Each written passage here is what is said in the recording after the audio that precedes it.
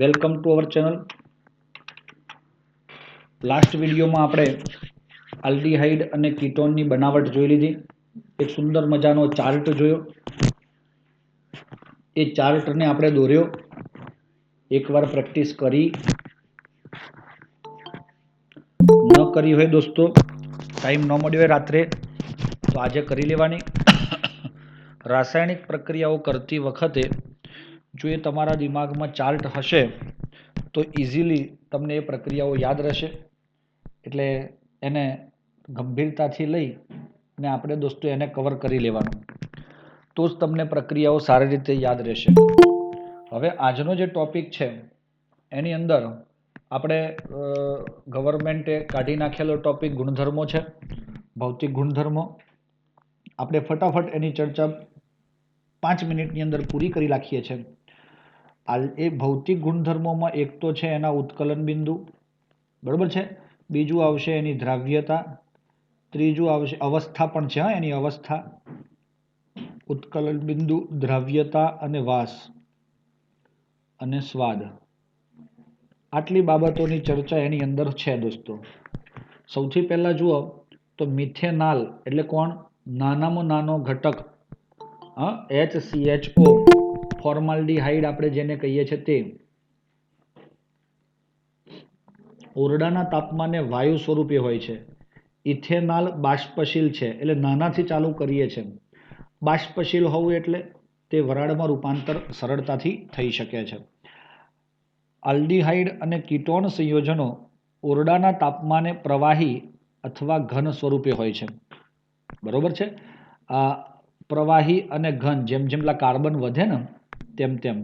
કીટોનની એક વાત કરું તો તમારો છે CH3COCH3. આનું નામ કોઈને આવડતું હોય તો તે લખે દોસ્તો કોમેન્ટ્સમાં.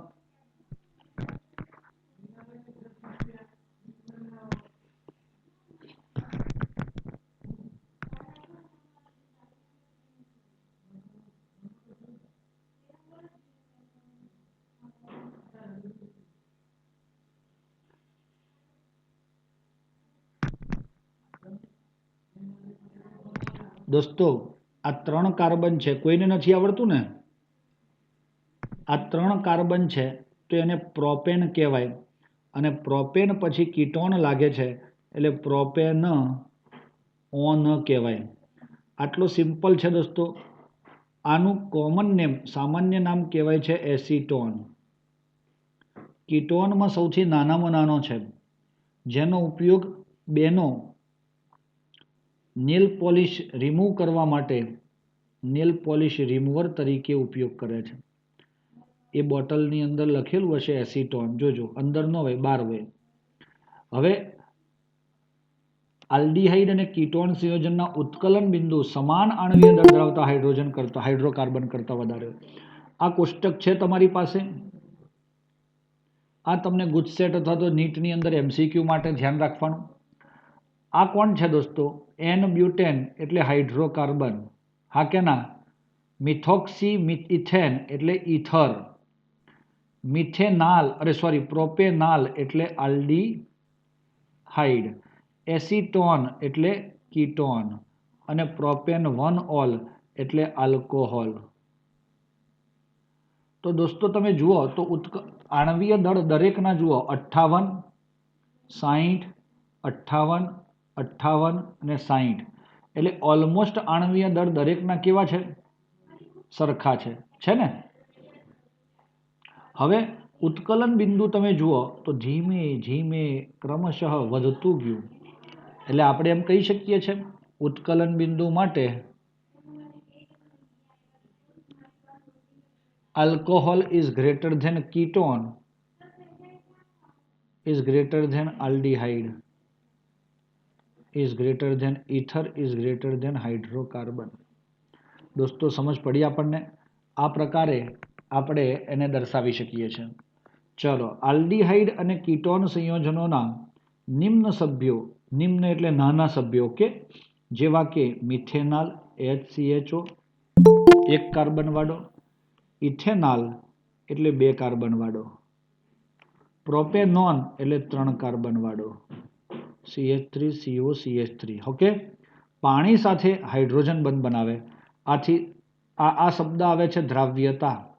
આ ટોપિક કયો આવ્યો? દ્રાવ્યતા. તો આ બધા જુઓ, તમારો RCOR એટલે આ કોણ છે? કીટોન. આરની જગ્યાએ તમે હાઇડ્રોજન લઈ લો તો એ થઈ જાય તમારો આલ્ડીહાઇડ. ઓકે, તો એ આલ્ડીહાઇડ કે કીટોન એ તમારા પાણીના અણુ સાથે આ જોઈ શકો છો. હું એક જ બતાવું તમને, જુઓ અહીંયા RC⋯O R અથવા H. તમને ખબર છે કે આ કાર્બન જે છે એ પ્લસ ડેલ્ટા અને ઓક્સિજન માઇનસ ડેલ્ટા છે. કેમ એવું છે? એની વિદ્યુત ઋણતામાં તફાવત હોવાથી તે ધ્રુવીય બંધ બનાવે છે. જે પાણીના અણુ સાથે, ચલો પાણીનો અણુ આપણે બતાવીએ છીએ, જુઓ H2O. તો પાણીમાં પણ પ્લસ ડેલ્ટા અને માઇનસ ડેલ્ટા હોય. તો એ બે વચ્ચે કયો બંધ રચાય? આ આકર્ષણ બળ, આનો માઇનસ O અને આનો પ્લસ H વચ્ચે જે આકર્ષણ બળ રચાય એને કહેવાય હાઇડ્રોજન બંધ. અને જેનો પાણી સાથે હાઇડ્રોજન બંધ બનતો હોય તે પાણીમાં સારી રીતે દ્રાવ્ય થઈ શકે છે. આથી આ દરેક પ્રમાણમાં મિશ્રિત થાય છે, એટલે મિશ્રણ થવું એટલે ઓગળે છે. ઓકે, તો દ્રાવ્યતાવાળું ઉત્કલન બિંદુ સમજ પડી ગઈ. એક આ ક્રમ આવી ગયો તે. અને દ્રાવ્યતામાં બધા સારી રીતે ઓગળે છે. નાના નાના, પણ પછી જેમ મોટા આણ્વીય દળ થાય પછી લખ્યું છે કે સંયોજનોની દ્રાવ્યતા આલ્કાઇલ શૃંખલા વધે. આપણે તો 3 જ વાત કરી, 3 કાર્બન સુધીની. મિથેનાલ, ઇથેનાલ અને પ્રોપેનોન એ 3ની વાત કરી. તો એમની દ્રાવ્યતા સારી છે. પછી જેમ જેમ કાર્બન વધે તેમ દ્રાવ્યતા ઝડપથી ઘટે છે. એટલે પછી શૃંખલા જેમ મોટી થાય ને તેમ હાઇડ્રોજન બંધ નિર્બળ બનતો જાય. બધા આલ્ડીહાઇડ અને કીટોન એ સંયોજનો બેન્ઝીન, ઇથર, આલ્કોહોલ એટલે મિથેનોલ અને ક્લોરોફોર્મમાં સારી રીતે દ્રાવ્ય થાય. દોસ્તો, આનું શું રીઝન હશે? આ બધા જ કહેવાય કાર્બનિક દ્રાવક. શું કહેવાય એને? કાર્બનિક દ્રાવકો. કેમ એને કાર્બનિક દ્રાવક કીધા? બેન્ઝીન છે એમાં કાર્બન છે C6H6. ઇથર છે મિથોક્સી મિથેન ઇથોક્સી ઇથેન, તો એમાં કાર્બન છે. Methanol CH3OH, chloroform CHCl3. તો બધામાં કાર્બન છે. એટલે કાર્બનિક દ્રાવક કેમ કીધું? જેમ તમે પાણી વાપરો છો એવી રીતે આ પદાર્થો વપરાય. એટલે પેલી પાણીમાં દ્રાવ્યતા અને આ કાર્બનિક દ્રાવકમાં દ્રાવ્યતા, એવો શબ્દ આના માટે વપરાય. બરોબર છે? તો શેમાં સરળતાથી દ્રાવ્ય થાય? કાર્બનિક દ્રાવકમાં. અને પાણીમાં દ્રાવ્યતા કેવી? તો ઓછા કાર્બન હોય. મિથેનાલમાં 1 કાર્બન, ઇથેનોલમાં 2 કાર્બન, પ્રોપેનોનમાં 3 કાર્બન. તો એની દ્રાવ્યતા સારી છે. પણ પછી જેમ જેમ કાર્બન વધે તેમ તેમ દ્રાવ્યતા ઘટે છે. આ બધું MCQ માટે છે, એટલે તમારે થિયરી રીતે પાકું નથી કરવાનું, પણ સમજવાની જરૂર છે. એ સમજીને કામ કરશો તો મજા આવશે. આગળ, નિમ્ન આલ્ડીહાઇડ એટલે નાના નાના HCHO ફોર્માલ્ડીહાઇડ અતિ તીવ્ર વાસ ધરાવે છે. શું ધરાવે છે? ખરાબ વાસ છે એની. દોસ્તો, આ ફોર્માલ્ડીહાઇડનો ઉપયોગ ક્યાં થાય? તો જ્યારે કોઈ વ્યક્તિ એક્સપાયર્ડ થઈ જાય અને એના બોડીને સાચવવું હોય આપણે, તો એ એકલું બરફમાં રાખી દેવાથી સચવાતું નથી. પણ એને સાચવવા માટે એના બોડીની અંદર આ ફોર્માલ્ડીહાઇડનું એક દ્રાવણ, ફોર્મેલિન કહેવાય, જે ભરવામાં આવે અને એને લાંબા સમય સુધી સડતા અટકાવી શકો છો. બાયોલોજીવાળાને ખબર છે આવું. બાયોલોજીવાળા એમના લેબોરેટરીમાં જીવડા રાખી મૂકે. તો એ બાટલીની અંદર જે પાણી જેવું પ્રવાહી ભરેલું છે એ ફોર્મેલિન હોય. તેને કારણે એ જે નમૂનો છે એ સડતો નથી. એટલે એ વપરાય છે ફોર્માલ્ડીહાઇડ. ધ્યાન રાખશો. જેમ અણુનું કદ વધતું જાય તેમ તેની વાસની તીવ્રતા ઘટતી જાય. એટલે જો ફોર્માલ્ડીહાઇડ મસ્ત વાસ આપે, ખરાબમાં ખરાબ વાસ આવે, યાદ રાખજો. પછી ઇથેનાલ એટલે કે એસિટાલ્ડીહાઇડ, એમાં થોડી ઓછી વાસ આવે, પછી ઓછી વાસ એવી રીતે. જેમ અણુનું કદ વધતું જાય તેમ તેની વાસની તીવ્રતા ઘટતી જાય છે અને આગળ વધીએ આપણે તો તેમાં અણુ વધુ સુગંધિત બનતો જાય છે. વાસ્તવમાં કુદરતમાંથી મળતા ઘણા આલ્ડીહાઇડ કીટોન સંયોજનોને સુગંધ અને સ્વાદવર્ધક પદાર્થમાં સંમિશ્રિત કરવામાં આવે છે. શેમાં ભાઈ? સુગંધ અને સ્વાદવર્ધક પદાર્થમાં સંમિશ્રિત એટલે શું? કોઈ પણ પદાર્થને સ્મેલ લેવડાવી હોય તો આવા પદાર્થો ઉમેરવામાં આવે. ડિયોડરન્ટ હોય, હે ને, અત્તર હોય તો એવા પ્રકારના પદાર્થો હોય કે ખાવાના ખોરાકના પદાર્થો હોય તો પણ આપણે સ્વાદ વધારવા માટે આવા પદાર્થો વાપરીએ છીએ. બચ્ચો સમજ પડી ગઈ? ચલો કોયડો 12.2 જુઓ. આ ઉપર જે ભૌતિક ગુણધર્મો જોયા ને એના આધારે આ કોયડો છે, તો એ કોયડો પણ છે ને ઉકેલ પણ છે. તમને મારી જરૂર નથી. ક્લિયર છે? તો જરૂર છે ને. સૌથી પહેલા જુઓ, આ કયું સંયોજન છે મને કોમેન્ટ્સમાં લખીને મોકલો. આ પહેલું. નામ નહીં લખો તો ચાલશે.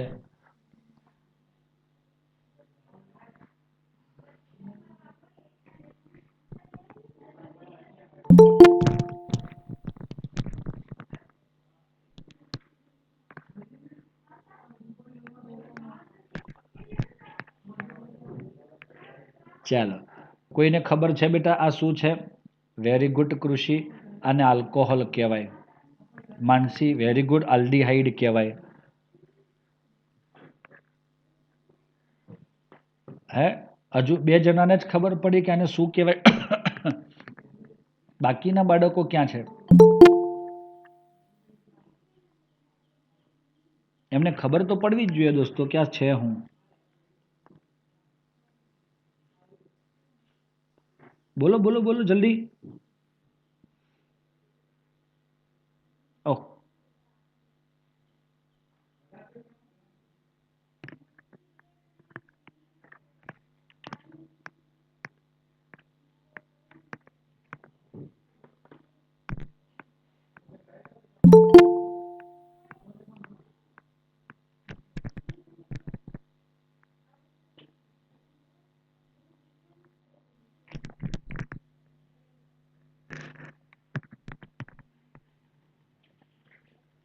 વેઇટ કરીશું દોસ્તો. એટલામાં તમે જવાબ લખો ફટાફટ.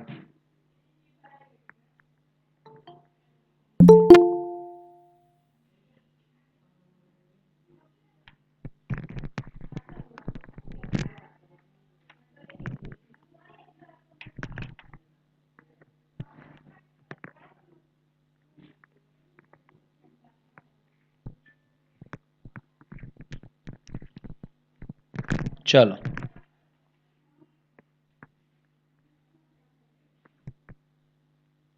જલ્દીથી બોલશો દોસ્તો.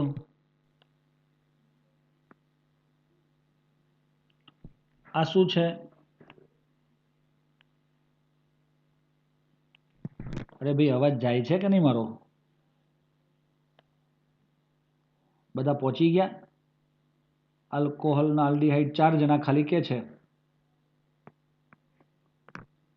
લખો જલ્દી.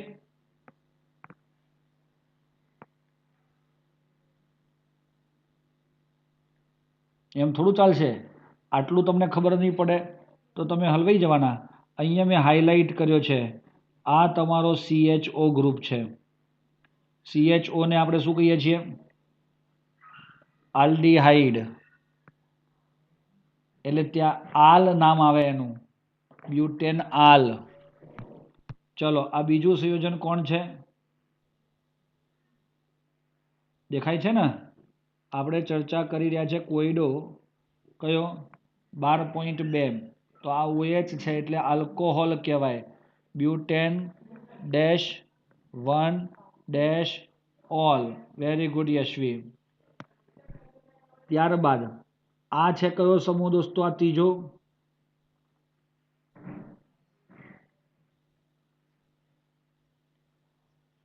ઈથર. પરફેક્ટ છે. કારણ કે બે બાજુ આલ્કાઇલ સમૂહ આવે એટલે એને ઈથર કહેવાય. ત્યારબાદ આ ત્રીજું, આ સંયોજનમાં કયો ક્રિયાશીલ સમૂહ છે છેલ્લામાં?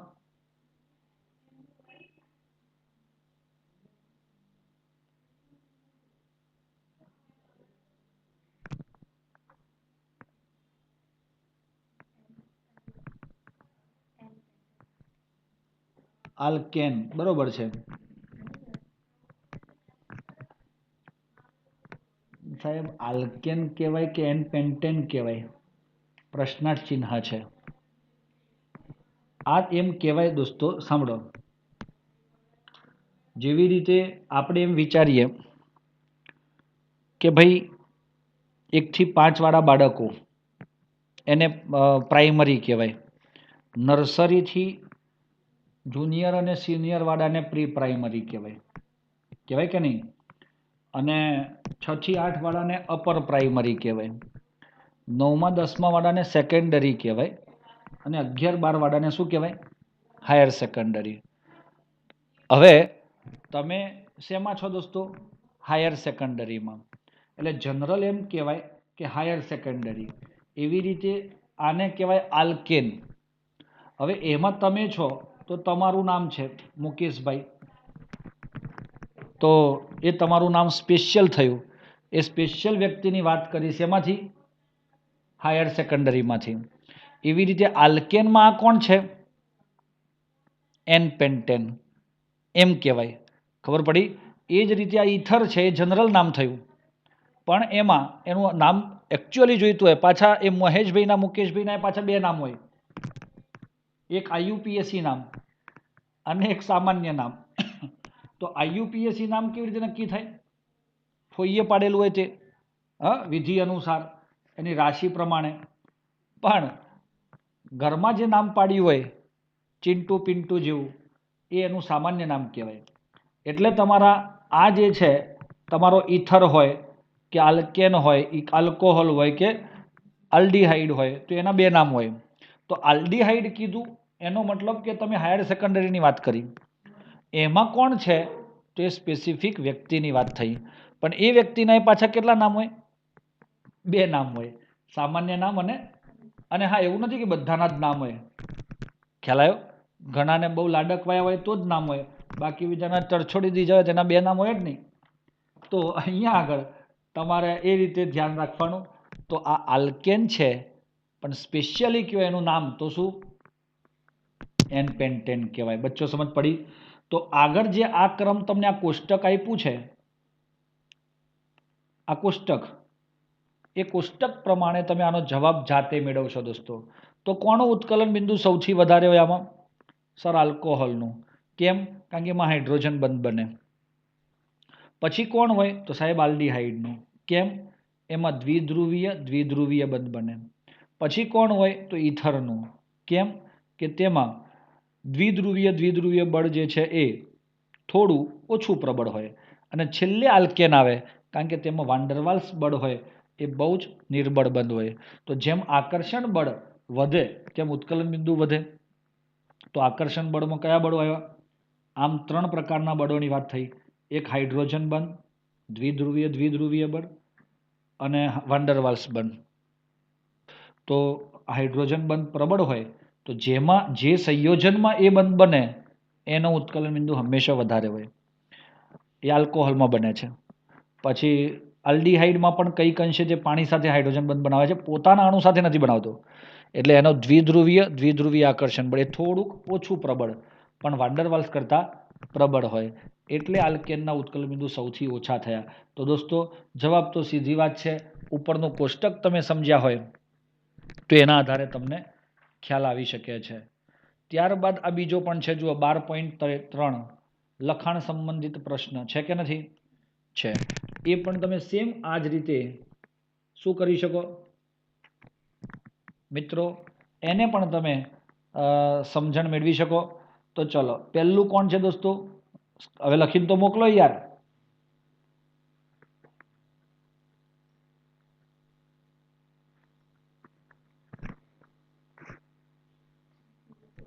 સમૂહ કયો છે આમાં? જો હેતવી હજુ તમે આલ્કોહોલ કહો છો બેટા, આના આલ્કોહોલ ના કહેવાય. તમને OH દેખાય છે કે CHO દેખાય છે? તમને CHO દેખાવો જોઈએ. અને CHO ને શું કહેવાય? આવું ઓળખતા થાવ. મરવાના છો તમે બધા. તમે ઓળખી જ નહીં શકો કે આને કયા સેકન્ડરીનો બાળક છે કે પ્રાઇમરીનું છે કે પ્રી પ્રાઇમરીનું છે, તો તકલીફ કરશો તમે. CHO સમૂહ છે. અને CHO હોય તો એને આલ્ડીહાઇડ કહેવાય. બરોબર છે? ઓકે બેટા. પછી ચલો બીજા નંબરનામાં કયો સમૂહ છે? OH. તો OH જેમાં હોય એ તો આલ્કોહોલ કહેવાય. કહેવાય કે નહીં?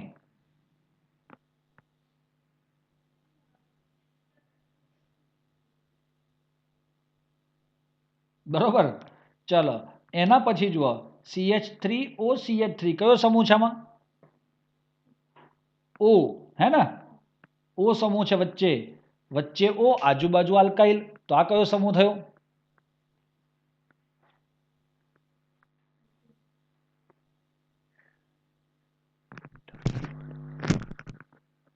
આમાં તો CH3OCH3.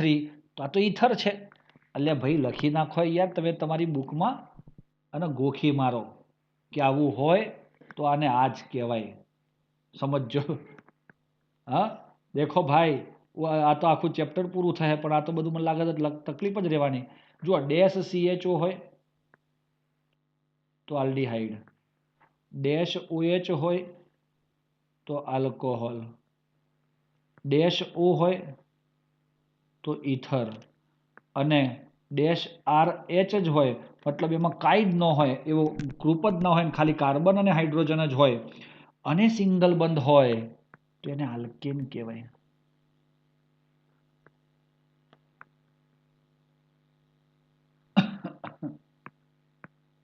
બરોબર? ધ્યાન રાખજો ભાઈ, નહીં તો લોચા વાગશે આમાં ને આમાં. ક્લિયર છે?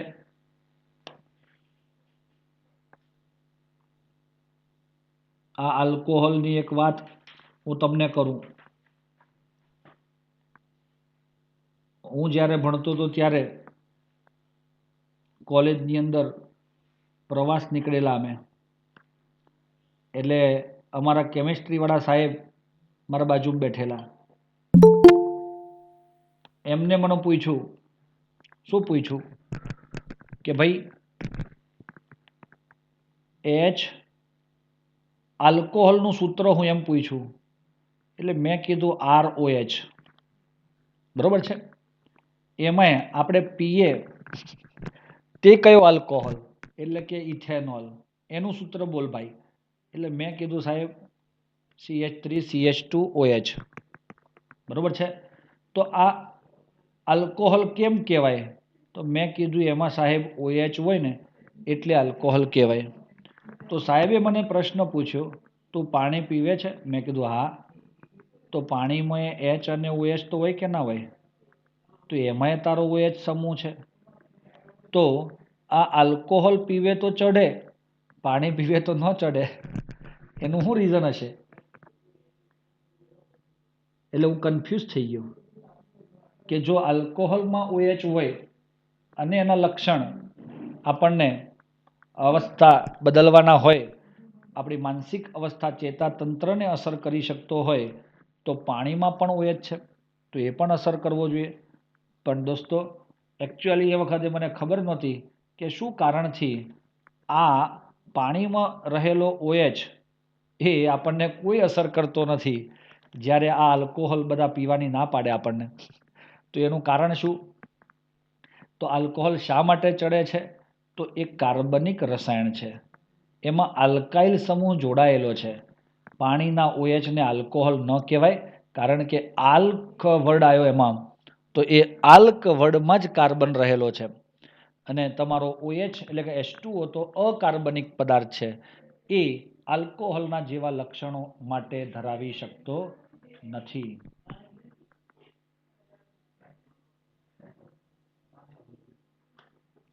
ઓકે? તો આ બધા રીઝન છે દોસ્તો. અને એના લીધે તમને થોડું લોજિકલી પણ તમારે ધ્યાન રાખવાનું, હું પીવાથી ચડે અને હું પીવાથી ન ચડે. ચાલો હવે આવે છે 12.4 રાસાયણિક પ્રક્રિયાઓ. ઓકે, શાબાશ. આ પણ સરકારે કાઢી નાખી નથી. નથી, એ પાછા ધ્યાન રાખજો. આ પ્રક્રિયાઓ તો આ ચેપ્ટરની મેઇન પ્રક્રિયાઓ છે બધી જ. એટલે બહુ ગંભીરતાથી તમારે આને ધ્યાન ઉપર લેવાનું છે. હવે શું થાય છે તે જુઓ. અહીંયા મસ્ત આકૃતિ તમને દોરીને આપી છે, એ હું તમને આપું. ચાલો હવે આલ્ડીહાઇડ અને કીટોનની રાસાયણિક પ્રક્રિયાઓની જ્યારે વાત કરીએ તો એમાં દોસ્તો બે વસ્તુની ચર્ચા પહેલા આવે છે. કેન્દ્ર અનુરાગી યોગશીલ પ્રક્રિયા.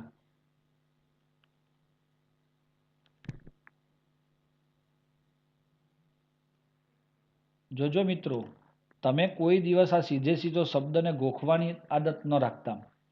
આપણે કેન્દ્ર અનુરાગી વિસ્થાપન પ્રક્રિયા જોઈ છે, જેને અંગ્રેજીમાં શું કહેતા હતા? શોર્ટ ફોર્મ SN પ્રક્રિયાઓ, SN1 અને SN2. S એટલે સબસ્ટિટ્યુશન એટલે કે વિસ્થાપન, અને N એટલે ન્યુક્લિયોફિલિક એટલે કેન્દ્ર અનુરાગી. તો એ બે પ્રક્રિયાઓ જ્યારે આપણે કરતા હોઈએ આ પ્રકારમાં, ત્યારે આપણે એમાં યોગશીલ શબ્દ બદલાઈ ગયો. જોયો? તો યોગશીલનો મતલબ શું થાય? અને તમને યાદ છે એ હું તમને ખાલી યાદ કરાવડાવું. એ પ્રક્રિયા Cl હતો, યસ ઓર નોટ? અને તમારો Nu આના ઉપર હુમલો કરતો હતો. કોના ઉપર? પ્લસ ડેલ્ટા અને માઇનસ ડેલ્ટા હોય તો Nu તો માઇનસ જ હોય, કારણ કે Nu કોણ છે? કેન્દ્રાનુરાગી. યાદ આવે છે? આ હું SN2 કરવા માંગુ છું તમને સમજાવવા. તો હવે એ આ રીતે જોડાઈ અને આપણને શું આપતો હતો તે જુઓ. પેલું કંઈક વચ્ચે મધ્યવર્તી સંક્રાંતિ અવસ્થા આપતો હતો. જૂના બંધ પાછળથી જોડાય, યસ ઓર નોટ? ઇન્વર્જન. અને છેલ્લે એ Nu એની સાથે જોડાઈ Cl માઇનસને છૂટો. તો અહીંયા જોયું, તમારો ક્લોરીન દૂર થઈ Nu દાખલ થાય તો એને વિસ્થાપન કહેવાય. યોગશીલમાં શું થાય? બધું ઉમેરાઈ જાય. એટલે તમને આ બે પ્રક્રિયાઓ વચ્ચેનું સેપરેશન ખબર હોવી જોઈએ પહેલા. એમાં મિસ્ટેક ન થાય એટલા માટે દોસ્તો આ કેન્દ્ર અનુરાગી યોગશીલ પ્રક્રિયા એ હું તમને સમજાવું કે તમારી પાસે આલ્ડીહાઇડ અને કીટોનમાં કયો સમૂહ છે? કાર્બોનિલ સમૂહ છે, CO. આ સમૂહને શું કહેવાય? કાર્બોનિલ. અને આગળ પણ ચર્ચા કરી છે કે એ કાર્બોનિલ સમૂહ હોવાથી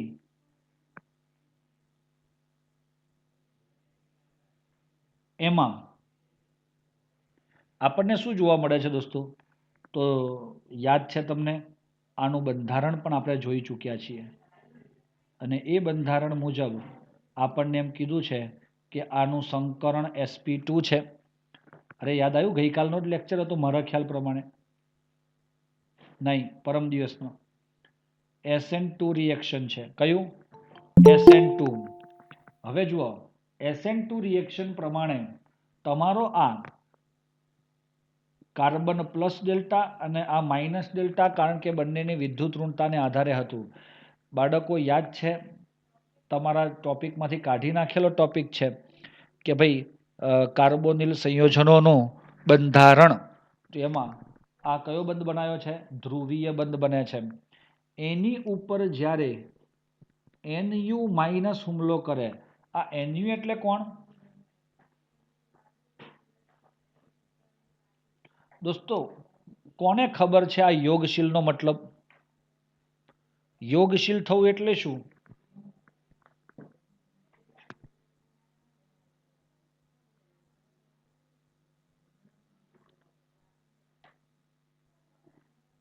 સરસ, બે ત્રણ બાળકોને ખબર છે. યોગશીલ થવું એટલે ઉમેરાવવું. ઉમેરાવવું, બરોબર? લખી નાખવાનું. તમને એવું લાગે તમારા નોટમાં તો યોગશીલનો મતલબ શું? ઉમેરાવવું. તો આ ઉમેરણની પ્રક્રિયા આપણે અહીંયા જોવાની છે. ઉમેરાવવું એટલે શું કહેશો દોસ્તો? ઉમેરાવવું શું? આ SN2 માં તમને કંઈ ઉમેરાયું એવું લાગ્યું? હે મિત્રો? હા કે ના? SN2 પ્રક્રિયામાં ઉમેરાયું? ના. પરફેક્ટ છે, બરોબર છે. એમાં તો જુઓ, એક વસ્તુ છે. તમે ત્રણ ખાસ મિત્રો છો, ત્રણે જણા એક જ બેન્ચ ઉપર બેઠા છો. સમજો 3ની સીટ છે અને એક ચોથું ફ્રેન્ડ તમારું છે પણ થોડું દૂરનું છે. હવે એ તમારી જોડે આવે છે કે છે મારે અહીંયા બેસવું છે. સીટ કેટલા જણની છે? 3 જણની. અને ચોથું મિત્ર તમારું આવે છે અને તમારને પૂછે છે કે મારે અહીંયા બેસવું છે. તો એ ચોથું જે છે એ શક્તિશાળી છે. તો એ 3માંથી એક ને શું કરે છે? ઉઠાડી મૂકે અને એની જગ્યાએ બેસી જાય. આને શું કહેવાય? વિસ્થાપન કહેવાય. આને કહેવાય વિસ્થાપન થયું. અહીંયા એવું થયું, જુઓ, ક્લોરીન હાથે ઉપરની પ્રક્રિયા જો SN2 વાળી, ક્લોરીન બેઠેલો હતો બિચારો, કાર્બનના 3 હાઇડ્રોજન અને ક્લોરીન 5 જણા બેઠા હતા. હવે કોણ આવ્યું? NU આવ્યો. મતલબ NU મતલબ OH માઇનસ હોય, કોઈ પણ કેન્દ્ર અનુરાગી આવ્યો. એ આવીને બેહે છે. ક્યાં? પૂછે છે કે મારે બેહવું છે. પેલો ક્લોરીન કહે છે ના બેહવા દઉં, કારણ કે તું આવ્યો તો મારી જગ્યા ગઈ. એટલે પેલો પાછલા રસ્તા આવે છે. ખ્યાલ આવ્યો?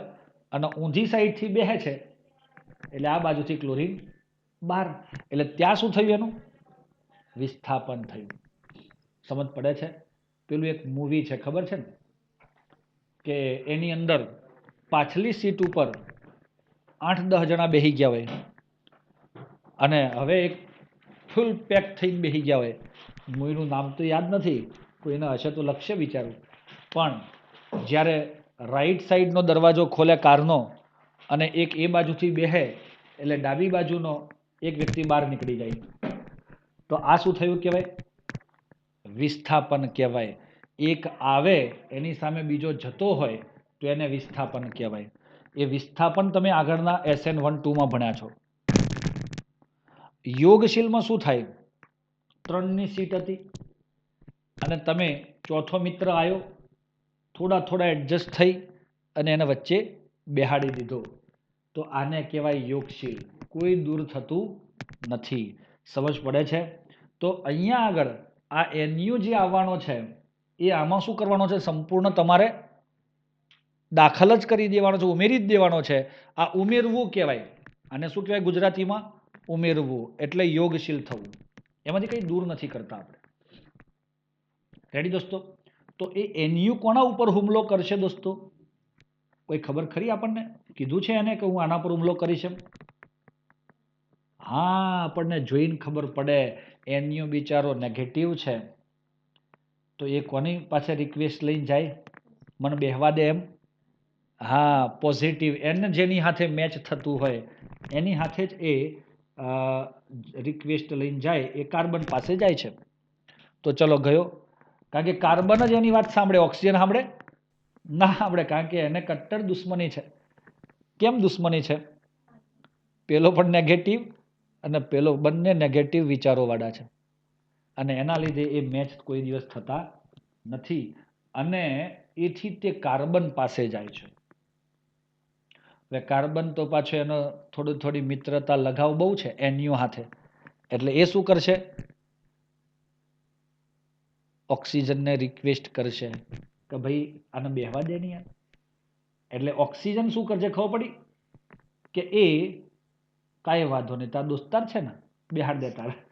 એમ કરી આપણો એક બંધ તોડી પણ એ ઇલેક્ટ્રોન તું મને આપી દે. કાર્બન અને ઓક્સિજનનો જે દ્વિબંધ હતો ને એના ઇલેક્ટ્રોન એ ઓક્સિજને કેમ લીધા? પેલો બંધ બનાવે છે એટલે? ના, બંનેમાં વિદ્યુત ઋણતા કાર્બન અને ઓક્સિજનમાં ઓક્સિજનની વધારે છે એટલે બંધ તૂટે તો ઇલેક્ટ્રોન કોના ઉપર જાય? વધુ વિદ્યુત ઋણ પર જાય એટલે ઓક્સિજન ઉપર જાય એમ. અને માટે તમારું આ જ બંધારણ જે હતું એ આ પ્રકારનું થયું દોસ્તો.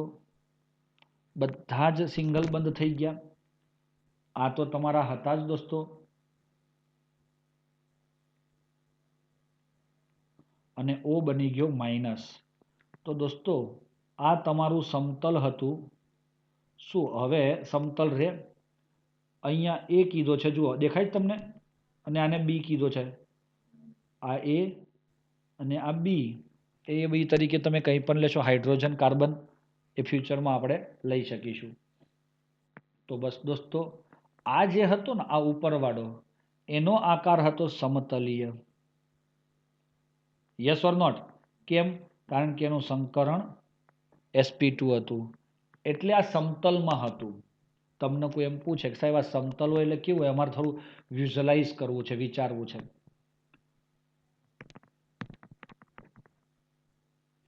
નોટનું પાનું છે અથવા તો ટેક્સ્ટબુકનું પાનું છે, એના ઉપર જ દાખલા તરીકે અહીંયા હું બતાવું, આ કોર્નરમાં થોડી જગ્યા મારી પાસે છે, તો આ નોટના પાનામાં સી સાથે ડબલ બોન્ડ ઓ અને આમ એકદમ સમતલ રીતે ચીપકેલો હોય એને શું કહેવાય? સમતલીય. પણ એ બુકમાં ઉપસીને બહાર આવતો હોય તો એ કહેવાશે ત્રિપરિમાણવીય. સમતલીય એ દ્વિપરિમાણમાં કહેવાય. બુકની અંદર જે આકૃતિઓ છે બધી શું છે, અથવા તો બુકની અંદર અક્ષરો છે, લખાણ છે, બધું દ્વિપરિમાણ. પણ ક્યાંક તમે પેલું જોતા હો છો, એવી બુક મળે છે 3D બુક. 3D બુક કેવી હોય? આમ ખોલો એટલે અંદર પિક્ચર ઊભા થઈ જાય. એ ઊભા થવા એનો મતલબ શું? કે એ 3D છે, સમતલની સાથે સાથે આપણે જ્યારે ચાલતા હોઈએ ને તો આપણે જમીનથી ત્રીજી અક્ષ ઉપર ચાલીએ છીએ. એક્સ અને વાય અક્ષ એ સમતલમાં હોય અને ઝેડ અક્ષ એ ક્યાં હોય? લંબ હોય. તો એવી રીતે હોય. તો આ લંબ આવી ગયું, જે સમતલને લંબ દાખલ થઈ ગયું. અને એનો આકાર જુઓ, 4 છે, ચતુષ્ફલકીય.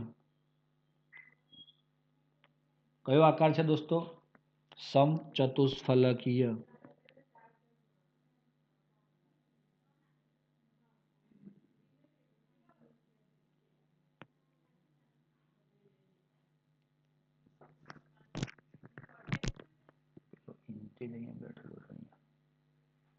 બાજુના ક્લાસ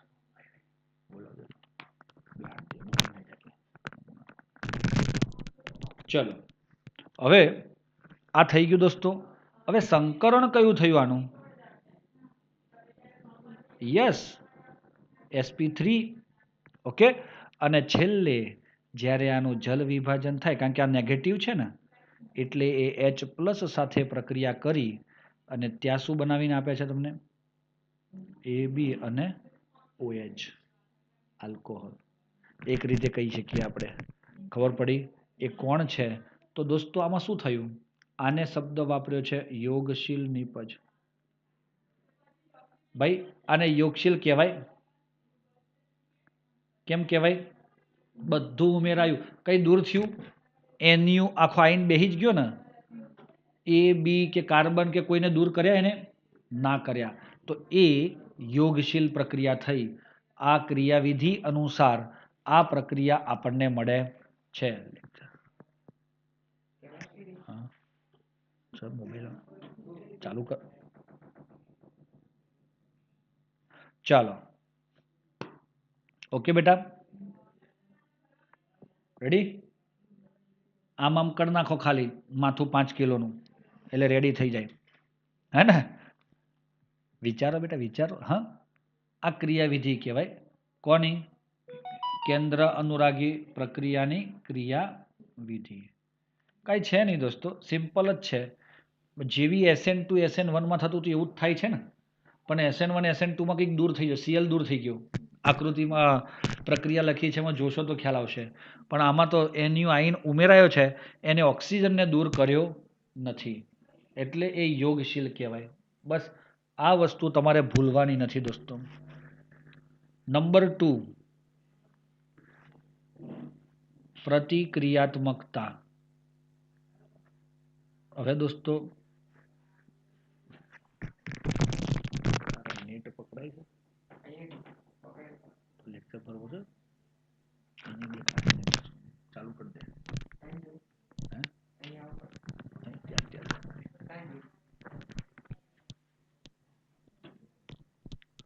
ચાલો,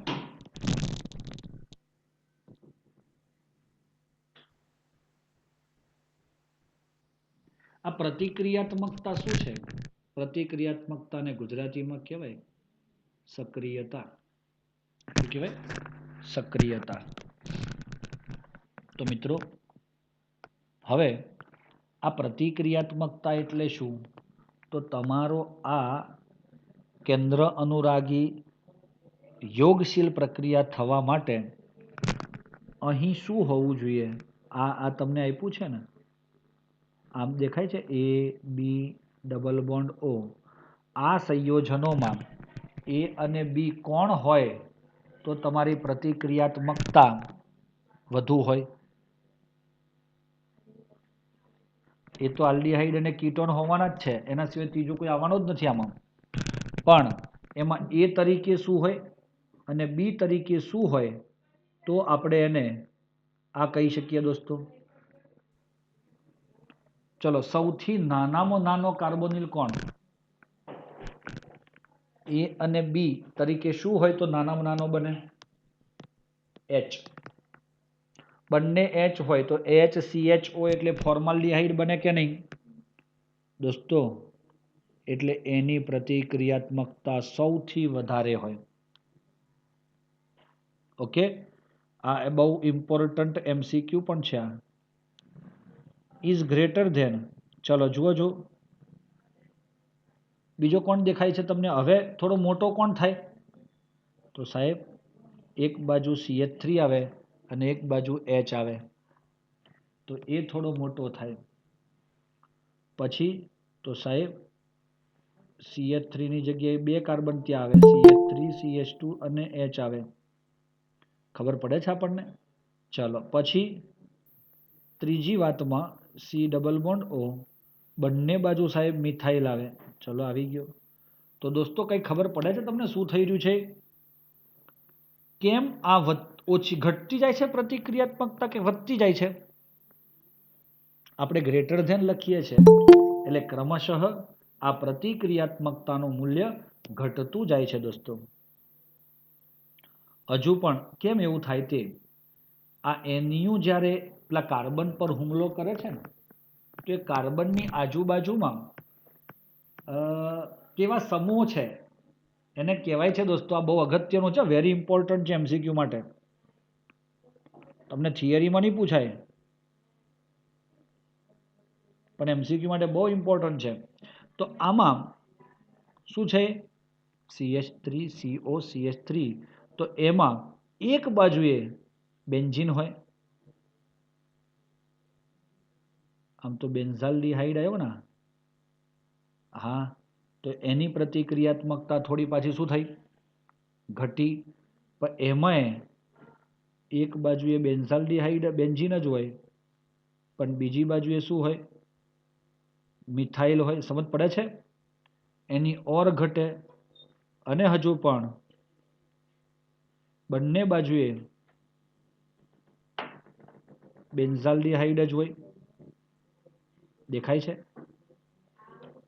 નથી દેખાતું? તો પ્રતિક્રિયાત્મકતા શું થતી જાય છે ધીમે ધીમે? કેમ ઘટતી ગઈ? તો હું એક શબ્દ વાપરું છું દોસ્તો અહીંયા ગુજરાતીમાં, અવકાશીય અવરોધ. આ શું અવરોધ કહેવાય ખબર પડી? હું સાદું એક ઉદાહરણ આપું. આ અવરોધ કેવી રીતે વિચારવાનું? કોઈ દાડો આપણે એરોપ્લેન જોયું છે બધાએ? ઉડતું જોયું હશે. તો એ એરોપ્લેન જે એરિયામાં ઉતરતું હોય એ એરિયામાં આપણે કદાચ ગયા હોય, ઘણા મિત્રો તો બેઠા પણ હશે બિચારા. હા, તો એ એરિયામાં જ્યારે આપણે જઈએ તો એરોપ્લેન જ એરોપ્લેન ઉડતા હોય ઉપર. 5-5, 10-10 મિનિટે એરોપ્લેન આવન જાવન ચાલુ રહે. દોસ્તો એને જ્યારે લેન્ડિંગ કરવું હોય એટલે કે એરોપ્લેનને શું કરવું હોય?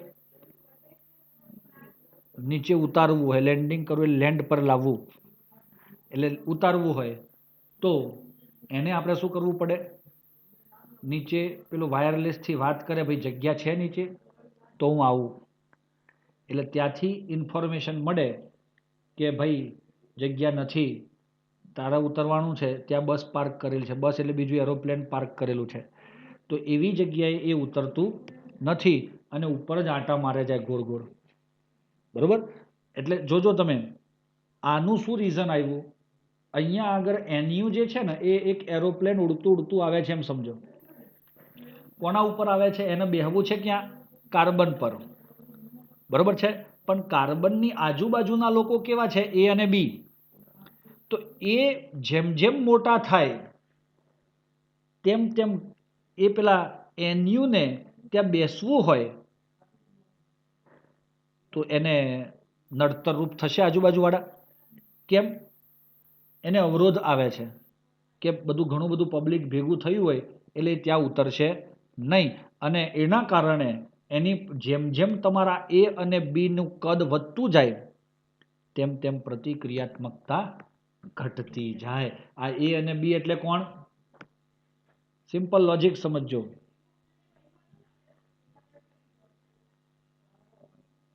આ A અને B, A અને B નું કદ વધે તો પ્રતિક્રિયાત્મકતા ઘટે. આવું ખબર પડે છે દોસ્તો આપણને. આ એક લોજિક છે જેનું રીઝન ક્યાંક તમને ન પણ મળે આનું, પણ એ એકચ્યુઅલ રીઝન છે. અને એ જ રીતે તમારે આને પણ યાદ રાખવાનું. આ MCQ ની અંદર કમ્પલસરી આવશે દોસ્તો.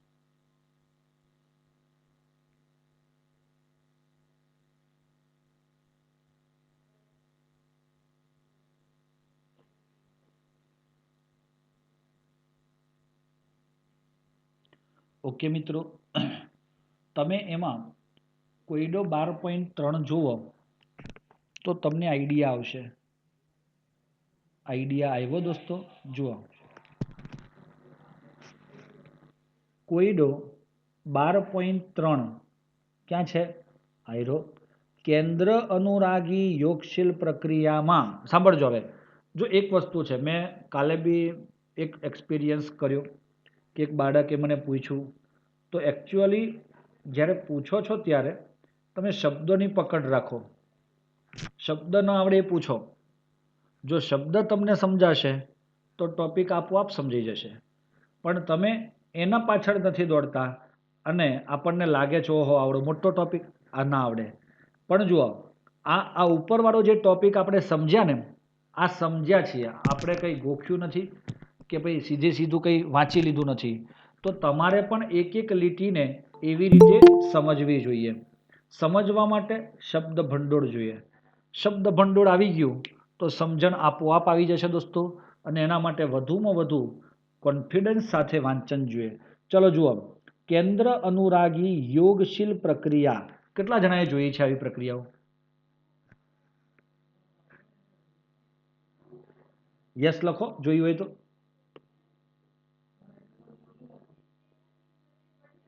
યસ.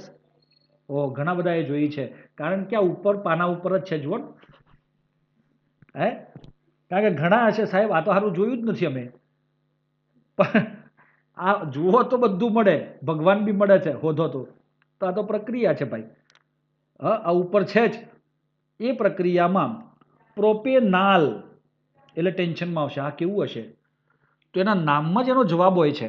તમે શોધો તો ચલો, પ્રોપેન અને આલ આવું છે તો શું હોય? આ સાહેબ પ્રોપેન એટલે 3 કાર્બન અને આલ્ડ એટલે આલ્ડીહાઇડ, બાકી બધા હાઇડ્રોજન મૂકવાના. તો આ છે. આ બેટા તમે જેટલું સમજીને કરશો ને, એક એક નાની વાત. અને આજે તમે ભણો છો તો તમારું ફોકસ ઓનલી ક્યાં છે? પ્રોપેનાલ પર જ છે ને. આટલું કન્સન્ટ્રેશન જ્યારે તમે બુક વાંચતા હોય ત્યારે પણ રાખવાનું. તો આ દરેક વસ્તુ ઇઝી થઈ જાય. ની સરખામણીમાં બેન્ઝાલ્ડીહાઇડ એ કેવું હશે સાહેબ? મારું ખબર નહીં. બેન્ઝીન રિંગ ઉપર CHO માં વધુ પ્રતિક્રિયાત્મક હશે કે ઓછું? એટલે પ્રોપેનાલ જે છે એ બેન્ઝાલ્ડીહાઇડની સરખામણીમાં વધુ પ્રતિક્રિયાત્મક હશે કે ઓછું, એ તમે સમજાવો. આ બંનેમાં કોણ વધારે પ્રતિક્રિયાત્મક હશે? કેમ?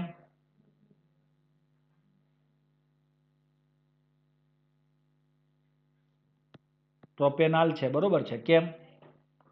એનું અવડાતો કારણ આપણે શું આપ્યું? અવકાશીય અવરોધ, કાર્બન ઓછા છે, હે ને, એટલે કે કદ નાનું છે. આમાં હું જો આ જ બંધારણને દોરવું હોય તો આમ દોરાય, જો હું બતાવું એ પ્રોપેનાલ આમ દોરાય, અવરોધ સમજવો હોય તો CH3 CH2 અને H આમ, અને બેન્ઝાલ્ડિહાઇડ દોરવો હોય તો એમાં પણ જુઓ C ડબલ બોન્ડ O તો આવી ગયો, H એક બાજુ આવ્યો અને આ બાજુ કોણ આવે, બેન્ઝીન. સીધી વાત છે કે ભાઈ આમાં જ અવકાશીય અવરોધ વધારે છે બેન્ઝીન વાળામાં, લેખાય મોટું બંધારણ, કદ મોટું થઈ ગયું, એના લીધે પ્રતિક્રિયાત્મકતા એની ઘટી જાય છે. પણ દોસ્તો અહીંયા કંઈક અલગ એનું કારણ આપ્યું છે.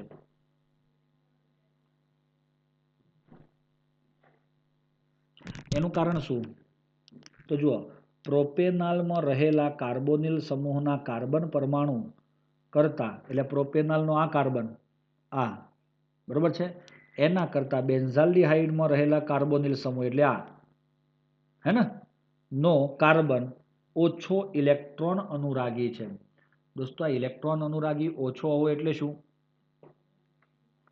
કેન્દ્ર અનુરાગી એટલે ઋણાયન અને ઇલેક્ટ્રોન અનુરાગી એટલે ધનાયન હોય છે. એનું કારણ આપ્યું છે. શું કારણ છે? તો એમાં સંસ્પંદન થાય છે. જુઓ, બેન્ઝાલ્ડિહાઇડમાં બાજુમાં દર્શાવ્યા મુજબ સંસ્પંદનના કારણે કાર્બોનિલ કાર્બન સમૂહની ધ્રુવીયતા ઘટી જાય છે. શું થયું છે? એક તો બેન્ઝીનમાં પોતાનામાં સંસ્પંદન થાય, એનું ઇલેક્ટ્રોન યુગ્મ કાર્બન પર આવે એટલે કાર્બન પર ધન વીજભાર ઘટે, અને ધન વીજભાર જો કાર્બન પર ઓછો હોય તો પેલા NU ને આવવાનો ઇન્ટરેસ્ટ રહેશે નહીં રહે. કોઈ હરખો દોસ્તાર જ ન હોય અંદર તો એ એની સાથે આવે નહીં, એ જોડાય જ નહીં. પેલા 3 મિત્રોમાંથી એકનો હતો ચોથો મિત્ર, એ બેહવા માંગતો હતો ને, તો એ સીધો એની પાસે જ ગયો અને સેટ કરીને વચ્ચે બેસી ગયો. ચલો, ખબર પડી ગઈ, પ્રોપેનાલ કરતા ઓછું પ્રતિક્રિયાત્મક છે. ઓકે, તો રીઝન તો આપણે આપ્યું એ ખોટું નથી, પણ આ પ્રોપર રીઝનમાં સંસ્પંદન આપ્યા એના લીધે પેલો ધન વીજભાર ઓછો છે એટલે પેલો આવી શકતો નથી. એક એ પણ એક કારણ કહી શકો તમે. ચલો બચ્ચાઓ, સમજ પડી ગઈ હોય તો આપણે આગળ વધીએ. હવે મુખ્ય પ્રક્રિયાઓ સ્ટાર્ટ થશે. એક પ્રક્રિયા મારી ઈચ્છા છે કે તમને ભણાવું, જો તમારી ઈચ્છા હોય તો.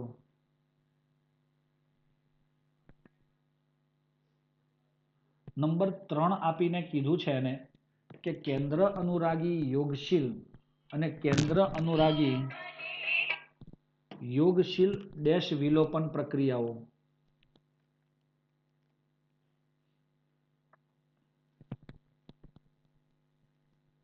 એમાં પહેલી છે, ખાસ પહેલી પ્રક્રિયાઓ, HCN સાથે. કોની સાથે?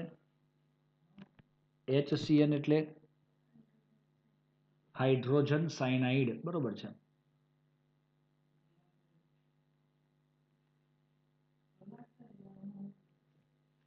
ચાલો હવે બતાવું ને તમને, મસ્ત જુઓ, C ડબલ બોન્ડ O દેખાય છે, કાર્બોનિલ સમૂહ છે. અહીંયા તમે A અને B છે, એની જગ્યાએ A ની જગ્યાએ H અને B ની જગ્યાએ H મૂકો તો તમને કંઈ અલગ મળે? હા કે ના? અને એ જ રીતે મિથાઇલ મૂકો, એક H એક બેન્ઝીન, તો બધા બદલાઈ જશે. એની સાથે જ્યારે પ્રક્રિયા કરવામાં આવે છે ત્યારે કેન્દ્ર અનુરાગી HCN માંથી કેન્દ્ર અનુરાગી કોણ મળે તમને? ઋણાયન, હે ને? તો HCN નો અહીંયા પ્રક્રિયા કોણ કરવાનો છે? CN માઇનસ, આ પ્લસ ડેલ્ટા અને આ માઇનસ ડેલ્ટા. તો આ સાયનાઇડ આયન જે છે એ હુમલો કરે છે કોના ઉપર? કાર્બન પર. દોસ્તો ગમ્યું? ના ગમ્યું ને? ગમવું પડે. ઓકે, તો આ થઈ ગયો તમારો સાયનાઇડ. તો દોસ્તો એ સાયનાઇડ પર જેવો હુમલો કરે કે તરત જ એનો આ ઓક્સિજન એ પોતાનો બંધ તોડી અને એ સાયનાઇડ તો આવી ગયો, જુઓ અને આ ઓ શું બની જાય? માઇનસ બને.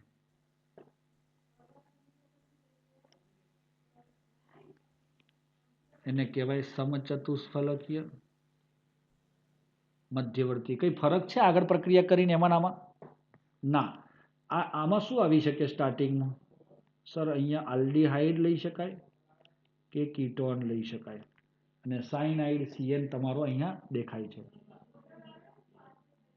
H+ ની હાજરીમાં બીજા તબક્કામાં જ્યારે પ્રક્રિયા થાય તો H+ ની જરૂર કોને છે દોસ્તો?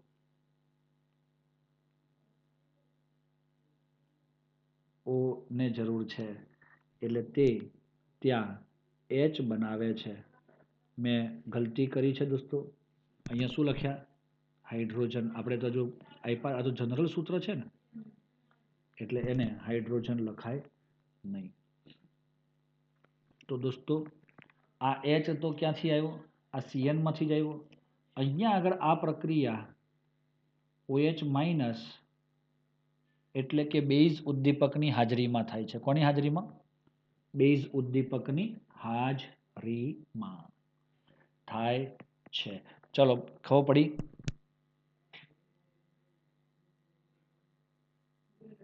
હવે આપણે અહીંયા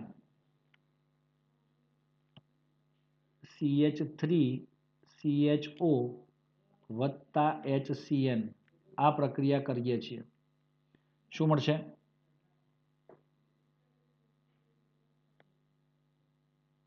તો આવું હોય ને, આવું આખું આ CHO વાળું આ બંધારણ, એને આ રીતે પરિવર્તિત કરી લેવાનું બેટા આપણે. હા, તો એનાથી શું થશે કે આપણે એકદમ રસ્તો એકદમ મસ્ત ક્લીન થઈ જાય. આમાંથી CN- આવશે અને એ હુમલો કરશે કોના ઉપર? કાર્બન પર. જુઓ, તમને પરીક્ષામાં આ જ પૂછાય. પહેલી પ્રક્રિયા જે મેં એરો કરી ને તે તમને આ આવડવું જોઈએ. આમાંથી આવું લખતા આવડવું જોઈએ. શું આવડવું જોઈએ? આવું આવડવું જોઈએ. એ તમારે ધ્યાન રાખવાનું. તો હવે CN અને અહીંયા શું આવશે? O- હે ને? અને H+ ની હાજરીમાં અહીંયા તો સોરી CH3 અને H હતો ને, CH3CHCN અને OH. આ શું થયું? આનું નામ આપ્યું છે દોસ્તો સાયનોહાઇડ્રીન નિપજ.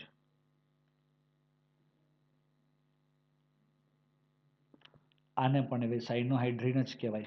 પરંતુ દોસ્તો આ પ્રક્રિયાની એક આગળનું સ્ટેપ પૂછાય છે, એ આપણે બુકમાં નથી આપ્યું, પણ હું તમને આપી જ દઉં છું એક અલગથી. પણ તમે એને નોટ ડાઉન કરશો તમારી રીતે. શું થયું એમાં?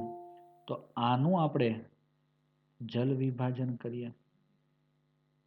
H+ ની હાજરીમાં 2 મોલ પાણી વાપરીએ. જો શું કર્યું આપણે?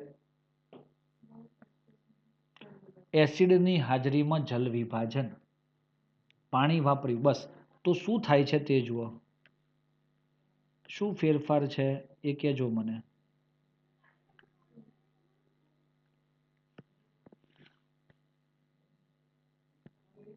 શું થયું?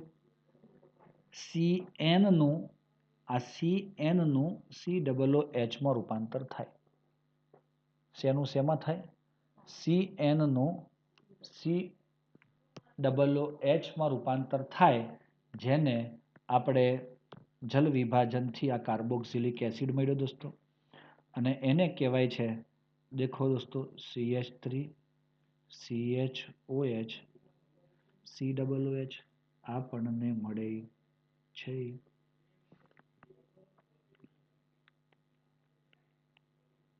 એનું નામ શું થાય? આલ્ફા હાઇડ્રોક્સી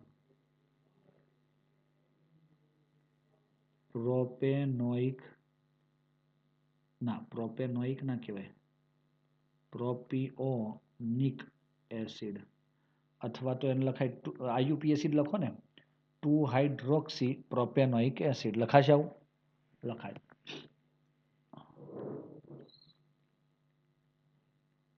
આ પ્રક્રિયા તમે કરી શકશો દોસ્તો.